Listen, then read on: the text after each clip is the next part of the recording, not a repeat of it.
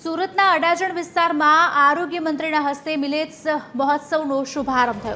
પ્રફુલ્લ પાનસેરિયાએ લોકોને શુદ્ધ અને સાત્વિક આહાર અપનાવવા અપીલ કરી। જો કે આ કાર્યક્રમમાં મંત્રીએ ખાદ્ય પદાર્થમાં થતી ભેળસેળ અંગે અત્યંત કડક વલણ અપનાવ્યું। તેમણે સ્પષ્ટ શબ્દોમાં જણાવ્યું કે જે તત્વો પોતાના સ્વાર્થ માટે લોકોના આરોગ્ય સાથે ચેડા કરે છે તેમનો માત્ર કાયદાકીય જ નહીં પણ સામાજિક બહિષ્કાર પણ થવો જોઈએ।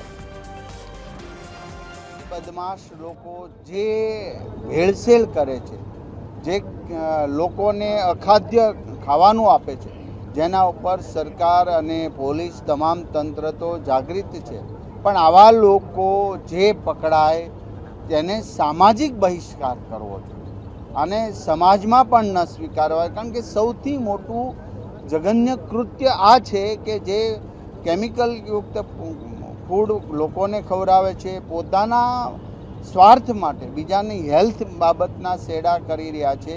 आवा लोकोने माफ न करी शकाय। आमां तो मीडिया सामाजिक क्षेत्रना धर्मगुरु बधाय ज जागृत थया छे अने सौथी वधु तो मीडिया पण आमां खूब सारो रोल भजवी रह्या छे। एमने हुं अभिनंदन पाठवुं छुं।